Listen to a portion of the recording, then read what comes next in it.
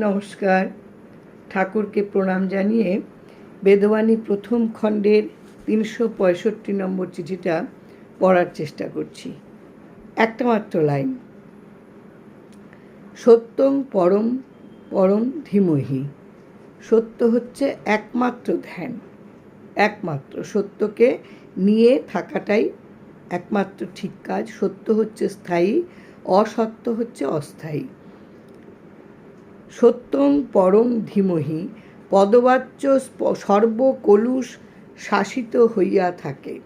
এই যে পদবাচ্যটা, এই যে মানে ভাষার এই যে এটাই গণ্য হয়, এইটাই হচ্ছে একমাত্র গণ্য।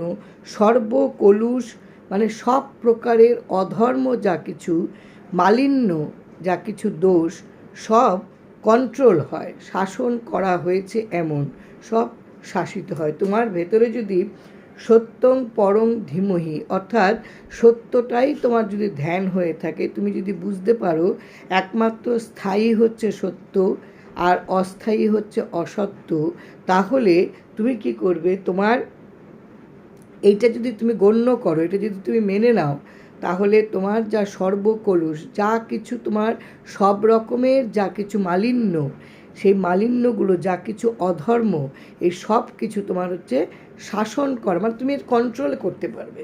এটাকে তুমি কন্ট্রোল করতে পারবে যদি তুমি বোঝো যে সত্যকে একমাত্র ধ্যান করাই হচ্ছে একমাত্র কাজ, এটাই হচ্ছে একমাত্র গণ্য, এটাকেই মেনে নিতে হয়।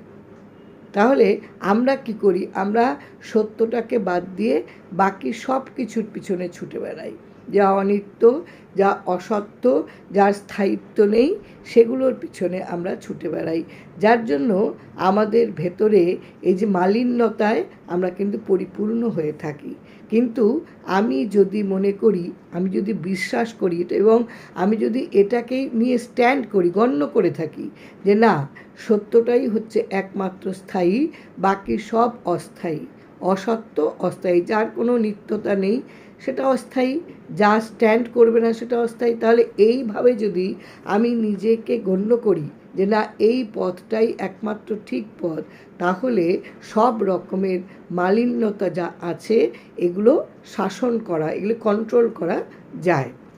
ঠাকুর চিঠি লিখেছেন আশ্রিত জনকে, এবং এই চিঠিগুলো আশ্রিত জনের মনকে যে কতখানি অনুপ্রাণিত করেছে। যদি সে নিজেকে তৈরি করতে চায়, যদি সে নিজেকে পরিবর্তিত করতে চায়, তাহলে এই চিঠিগুলো কিন্তু সত্যি প্রত্যেককে অনেক বেশি, মানে প্রতিদিন অনেক বেশি তৈরি করতে পারে প্রত্যেকটা চিঠি। আমি একেবারে স্ট্যান্ড পয়েন্টে থাকবো, সত্যটাই হচ্ছে ঠিক, ওটাই আসল ধ্যান, বাকি সব অনিত্য। তাহলে সত্যটাকে যদি আমি স্থায়ী রূপে নিই, এটা যদি আমি মনের মধ্যে একেবারে নিশ্চিত করে রেখে দিই, তাহলে যা কিছু মালিন্যতা আছে এটা কন্ট্রোল হয়ে থাকবে, এটা কখনো আমাকে ব্যতিব্যস্ত করতে পারবে না, এটাকে আমি শাসন করতে পারবো। ৩৬৬ নম্বর চিঠি, ৩৬৬ নম্বর চিঠি, এটাও মাত্র দুটো লাইন। আমি আজকে যেটা পড়ছি ১৬২ নম্বর পাতা থেকে ৩৬৫ পড়লাম, এবার হচ্ছে ৩৬৬। হরির নামে রাখিলে নিত্য হরির নাম করিতে করিতে সকল ব্যারামি সারিতে দেখা যায়। একদম পরিষ্কার কথা। আমরা মোটামুটি সবাই জানি যে যদি আমরা সব সময় আমরা যদি নামের মধ্য দিয়ে থাকি, তাহলে আমাদের শুধু রোগ ব্যাধি না, আমাদের যে মনেরও যে অসুস্থতা, যে আমাদের এই যে অস্থায়ী জিনিসের পিছনে ছুটে বেড়ানো, অনিত্য জিনিসের পিছনে ছুটে বেড়ানো, সত্যকে একেবারে অবলম্বন করতে না জানা, অসত্যকে অবলম্বন করা, এই জায়গাগুলো হচ্ছে আমাদের অসুস্থতা। এই অসুস্থতাগুলো কিন্তু থেকে আমরা দূর হতে পারি যদি আমরা নামে থাকি, যদি হরির নামে যদি আমরা থাকি, তাহলে পরে এই অসুস্থতা থেকে, এই ব্যারাম থেকে নিজেদেরকে কিন্তু দূর করতে পারবো। লিখেছেন ঠাকুর একটা লাইনে, হরির নামে রাখিলে নিত্য হরির নাম করিতে করিতে সকল ব্যারামই সারিতে দেখা যায়। যা কিছু অসুস্থতা আছে সব দেখা যায় সেরে গেছে। কেননা আমি যদি জেনে যাই সত্য হচ্ছে একমাত্র স্থির, ওটা থাকবে, বাকি সব অনিত্য, এবং একমাত্র সাধনা হচ্ছে সত্য, তাহলে এটা যদি করতে জানি তাহলে পরে আমি কখনো যেগুলি আমাকে মালিন্যতায় ভরিয়ে দেবে সেই কাজগুলিতে কিন্তু আমার মন যাবে না, ওখানে আমাকে আটকে দেবে, আমাকে শাসন করবে। আর যদি আমি সবসময় নামে থাকি, এই নামে থাকতে থাকতে এই যে অসুস্থতাগুলো, এগুলোর থেকে কিন্তু আমি কিন্তু নিজেকে সরিয়ে নিতে পারবো, এগুলো সারিতে দেখা যায়। এই রোগগুলো থেকে নিজেকে কিন্তু মানে নিজে এই রোগগুলোর থেকে নিজেকে কি বলে উপশম হয়, রোগগুলো সেরে যায়। এই যে নানান রকমের ব্যাধি আমাদের আক্রান্ত করে, এগুলো সারতে দেখা যায়। তাহলে আমরা কিন্তু দুটো চিঠিতে যেটা বুঝলাম, 1 নম্বর হচ্ছে আমরা সত্যকে একেবারে ধ্যান করব, সত্যই হচ্ছে একমাত্র আসল ধ্যান, সত্যকে আমরা স্থায়ীভাবে জেনে নেব, সত্যকে নিয়েই আগলে থাকব, তাহলে কিন্তু আমাদের ভেতরে মালিন্যতাগুলো এগুলো কিন্তু দূর হয়ে যাবে, এগুলো কন্ট্রোলড হবে, এগুলোকে কিন্তু এগুলো এসে আমাদেরকে কখনো ব্যতিব্যস্ত করে দিতে পারবে না। আর হচ্ছে যদি নামে থাকা যায় তাহলে কিন্তু আমাদের ভেতরের যে রোগগুলো, এই রোগগুলো কিন্তু সেরে যায়, এই রোগগুলো আমাদেরকে কখনো অস্থির করে তুলবে না, এই রোগগুলো সেরে যায়। কি অপূর্ব চিঠি, যদি সহজভাবে ভেবে নেওয়া যায় তাহলে কিন্তু বেশ মানে এগুলো কিন্তু সত্যি সত্যি আমি যদি 24 ঘন্টা নামেই থাকি তাহলে আমার মনটা কিন্তু সবসময় এই যে বাহ্যিক কতগুলো যে অসুস্থতা, বাহ্যিক কতগুলো রোগ, এগুলো কিন্তু আমাকে আক্রান্ত করতে পারবে না, এগুলো কিন্তু এইগুলো থেকে কিন্তু আমি নিজেকে সুস্থ করতে পারবো। এবার 367 নম্বর চিঠিটা, 367 নম্বর চিঠিতে ঠাকুর লিখেছেন আশ্রিতজনকে সম্বন্ধ, বৈধেয়, প্রয়োজন, মাধুর্য প্রকৃতির দ্বারা প্রাপ্ত হইয়া থাকে। কি অপূর্ব করে ঠাকুর লিখেছেন, এগুলো মানুষের কখন আসে, প্রাপ্ত হয় কি করে? সম্পর্ক, এই যে সম্বন্ধ মানে হচ্ছে সম্পর্ক, বৈধেয়, বৈধেয় হচ্ছে বিধিসম্মত, যা ন্যায্য, প্রয়োজন হচ্ছে দরকার, তোমার যা দরকার, আর হচ্ছে মাধুর্য, মাধুর্য হচ্ছে সুন্দর, মধুরতা, এইগুলি হচ্ছে এই প্রকৃতি হচ্ছে তোমার যা স্বভাব, তোমার যা ধর্ম, তোমার যা গুণাগুণ, এর দ্বারা প্রাপ্ত হইয়া থাকে, তোমার স্বভাব দ্বারাই তুমি এইগুলোকে কিন্তু পেয়ে থাকো। তোমার যদি স্বভাবটা ঠিক না থাকে তাহলে কি হবে, তাহলে তুমি কারোর সঙ্গে সম্পর্ক স্থাপন করতে বেশি দিন থেকে পারবে না। তোমার যদি খারাপ হয়, তোমার যদি প্রকৃতিটা সবসময় একেবারে নিজেকে তুমি যদি একেবারে মালিন্যতায় ভরিয়ে রাখো তাহলে কিন্তু তোমার সম্পর্কটা ঠিক থাকবে না। বৈধেয়, যেটা ন্যায়সঙ্গত, যেটা ন্যায্য, যেটা বিধিসম্মত, এটা তুমি বুঝতে পারবে না, এটা তোমার ভেতর দিয়ে আসবে না। আর প্রয়োজন হচ্ছে যেটা দরকার, যদি তোমার প্রকৃতি, তোমার স্বভাব যদি ঠিক না থাকে তাহলে কি প্রয়োজন তুমি সেটাও বুঝবে না।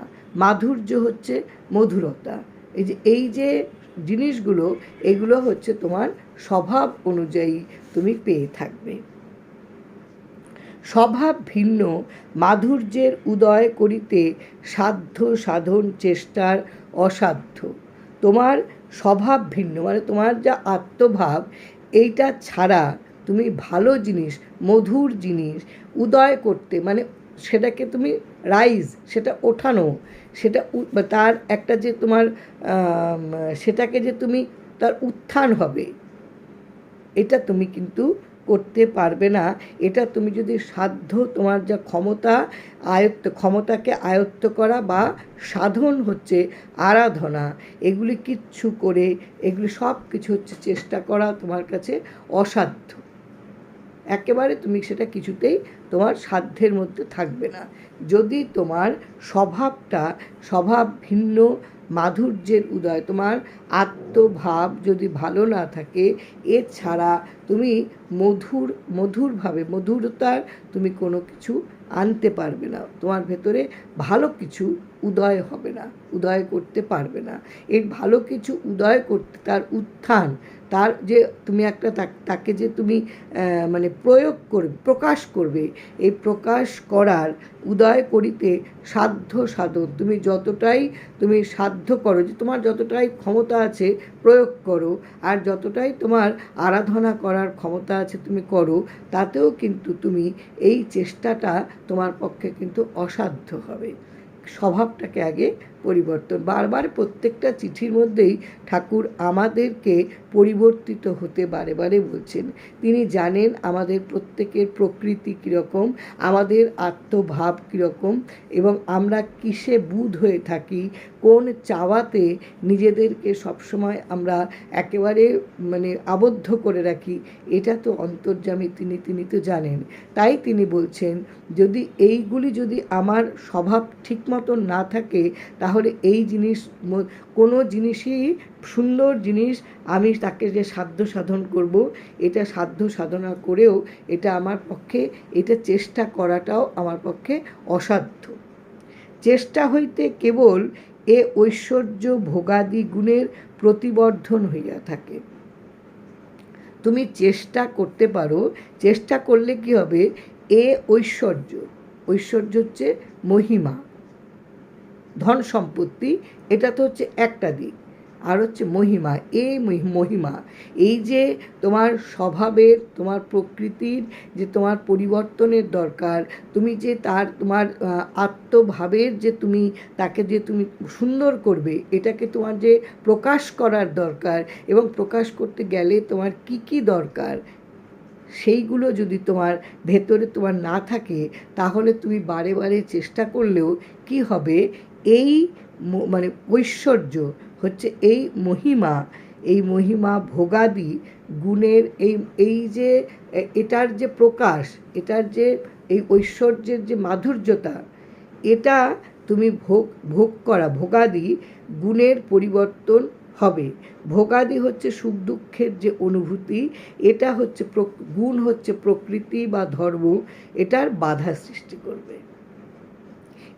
এই যে আবার এই লাইনটা পড়ি আমি, চেষ্টা হইতে, চেষ্টা, তুমি যদি বারে বারে সব কিছু তুমি ভাবছো যে আমি তো চেষ্টা করলেই করে ফেলতে পারবো, চেষ্টা হইতে বারবার চেষ্টা করতে করতে কী হবে, কেবলমাত্র এ ঐশ্বর্য ভোগাদি গুণের পরিবর্ধন হইয়া থাকে।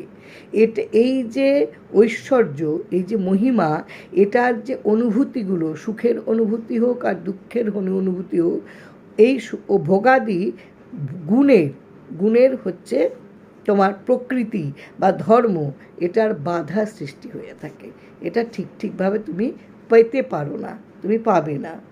গুণাদি চঞ্চলতা অস্থায়িত্ব হেতু নিত্যতা শান্তির ভোগ থাকে না। তোমার গুণের দ্বারা, তোমার প্রকৃতি, তোমার স্বভাবের দ্বারা যে তোমার ভেতরে একটা চঞ্চলতা, যে অস্থিরতা থাকে, এটা অস্থায়িত্ব, এই যে চঞ্চলতা তোমার একটা ভেতরে, এটা হচ্ছে অস্থায়ী। এই অস্থায়িত্বের কারণে তুমি নিত্যতার প্রতি মুহূর্তে শান্তির তুমি কখনো ভোগ থাকে না। তোমার ভেতরে যদি এই যে তোমার স্বভাবের যে চঞ্চলতা, এই চঞ্চলতা থাকলে কী হবে, এটা তো অস্থায়িত্বের প্রতি তোমার এই চঞ্চলতা, এই চঞ্চলতা যদি থাকে, তাহলে কি হবে, এর কারণে যেটা নিত্য, সেই নিত্য যে শান্তি, এটা তুমি কখনো ভোগ করতে পারবে না, এটার ভোগ থাকে না। যেহেতু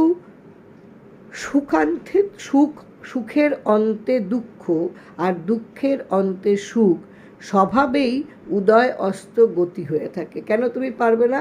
যেহেতু সুখের পরেই আসে দুঃখ, দুঃখের পরেই আসে সুখ। তাই এই যে উদয় অস্ত, এই যে একটা গতি, এই প্রকাশ পাচ্ছে, এই ডুবে যাচ্ছে, এই যে চলমান, এই যে গতি, এই গতি হইয়া থাকে, এটা হচ্ছে স্থিতিহীন, এটা কখনো এক জায়গায় থিতু থাকে না। সুখ আছে, দুঃখ আছে, এইভাবেই যেমন সূর্য যেমন উদয় হয়, যেমন অস্ত যায়, এরকমই হচ্ছে এটার মানে আসা যাওয়াটা, এটা কোনো স্থিতি নেই, এটা হচ্ছে স্থিতিহীন। ইহারা ভাগ্যক্রমেই উদয় ও অস্ত হয়। আমার অদৃষ্টের যা লিখন, আমার যা কর্মফলের যা প্রাপ্তি, সেই অনুযায়ী প্রকাশ পায়, আবার অস্ত যায়। এটাতেও তুমি কিন্তু কাউকে দোষারোপ করতে পারবে না, কেননা যা তোমার সামনে এসে পৌঁছচ্ছে এটা তোমারই ভাগ্যের দ্বারাই তুমি সেটাকে ভোগ করছো। ভাগ্যক্রমেই উদয় হইয়া অস্ত যায়। অতএব অন্তবন্ত কর্মফল ভোগের জন্য প্রয়াস সাধ্য সাধন বিড়ম্বনা মাত্র। অন্তবন্ত, অতএব অন্ত মানে শেষ, অবসান যেটা হয়। এবার আমরা বলি না প্রাণবন্ত, লক্ষ্মীবন্ত, এরকম বন্তটা হচ্ছে একটা প্রত্যয়। এই প্রত্যয়টা এই অন্তর সঙ্গে যোগ করা হয়েছে, মানে যেটা তোমার শেষ, যেটা তোমার অবসান। এই অন্তবন্ত কর্মফল, তোমার যা কর্ম অনুযায়ী তুমি যা ফল ভোগ করবে, এই ভোগের জন্য যে তোমার প্রয়াস, তোমার যে চেষ্টা, তোমার যে প্রয়াস, তোমার যে অনুভূতি, তোমার ভোগের এই যে অনুভূতির জন্য যে তোমার প্রচেষ্টা, তোমার যে চেষ্টা, এটা সাধ্য সাধন বিড়ম্বনা মাত্র। এটার জন্য তোমার ক্ষমতা এবং তোমার আরাধনা সবটাই তোমাকে তোমার অনর্থক, বিড়ম্বনা মাত্র, সবটাই অনর্থক। আমি আরেকবার এই চিঠিটা পড়ছি। আমরা প্রথম চিঠিটাতে যেটা দেখলাম যে তুমি যদি সত্যকে একেবারে তোমার ধ্যান হিসাবে তুমি যদি নাও, তাহলে তোমার হচ্ছে সব রকমের মালিন্যতা তোমার একেবারে শাসিত হয়, মানে ওটাকে তুমি কন্ট্রোল করতে পারো, শাসন করা যায় যদি তুমি সত্যকে একেবারে তোমার ধর্ম হিসাবে মেনে নাও। তুমি যদি ফ্রিকেল মাইন্ডের হও, তাহলে কিন্তু তুমি ওই যে মালিন্যতা তোমাকে এসে ঘিরে ধরতে চাইবে, সেখানে তুমি কিন্তু তাকে শাসন করতে পারবে না, সে তোমাকে কন্ট্রোল করে নেবে, সে তোমাকে কিন্তু একেবারে আয়ত্তে এনে ফেলবে।